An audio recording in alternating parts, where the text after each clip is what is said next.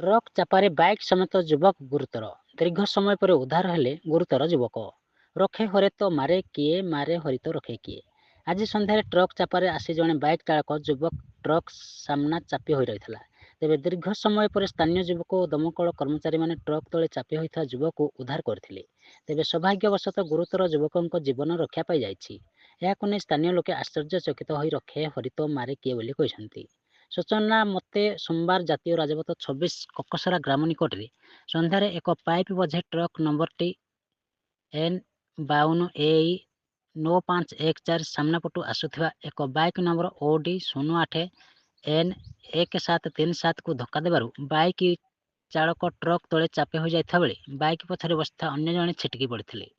ତେବେ ଦୁର୍ଘଟଣାରେ ଖବର ପାଇ ସ୍ଥାନୀୟ ଯୁବକଙ୍କ ସମେତ ଦମକଳ କର୍ମଚାରୀ ପୋଲିସ ପହଞ୍ଚି ଜେସିବି ସାହାଯ୍ୟରେ ଟ୍ରକ୍ରୁ ଚାପି ହୋଇଥିବା ଯୁବକକୁ ଉଦ୍ଧାର କରି କକସରା ଡାକ୍ତରଖାନାରେ ଭର୍ତ୍ତି କରିଥିଲେ।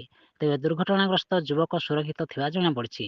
ଗୁରୁତର ଯୁବକ ହେଲେ ଛେଲିପା ମାଲ ଗ୍ରାମର ଚିନୁରାଗ 20 ଓ ତାଙ୍କ ସହିତ ଥିବା ତାଙ୍କ ସମ୍ପର୍କୀୟ ଭେଣୀ ଚିଲିଗୁଡ଼ା ଗ୍ରାମର ଉପେନ୍ଦ୍ର ହଂସ ବୋଲି ଜଣାପଡ଼ିଛି। କକସରାରୁ ରିତେଶ ମୁନକୁ ରିପୋର୍ଟ, ନ୍ୟୁଜ୍ ଓଡ଼ିଶା ଟିଭି।